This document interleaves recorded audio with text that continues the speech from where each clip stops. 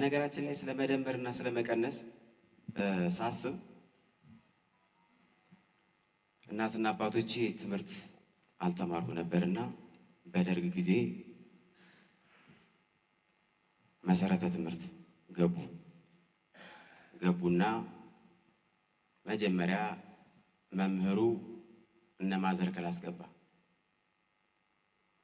ዛሬ ማስተምራችሁ መደመር ነው።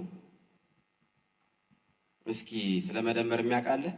አይ መምህር በምሳሌ ያስረዳን እንጂ በምሳሌ ያስረዳን። ለምሳሌ አንድ እንጀራ ጋግረው ሌላ እንጀራ ሲጨምሩ ስንት ይሆናል? አይ መምህር ደግሞ በሴቱ ሙያ አንተ ልትነግረን ነው? አነባበሮ ነዋ። የሚገባቸው እንዳልሆነ ሲያስብ ነገ ተዘጋጅቶ መምጣት እንዳለበት አወቀና ወጣ። እነፋዘር ክላስ ገባ።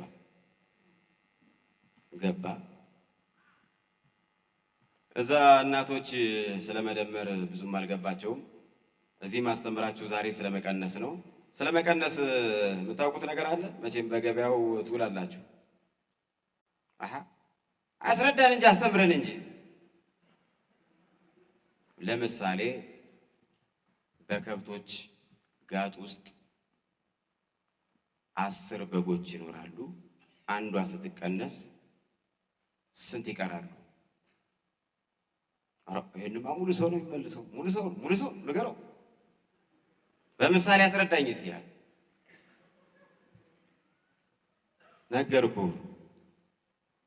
ከ10 በጎች ውስጥ አንዷ ከጋጣ ውስጥ ብትወጣ ስንት ይቀራሉ? ውስጥ 0።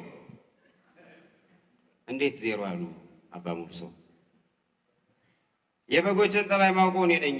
አንዲቱ ተወጣች፣ ሌሎችም ተከትለው ነው የሚወጡት።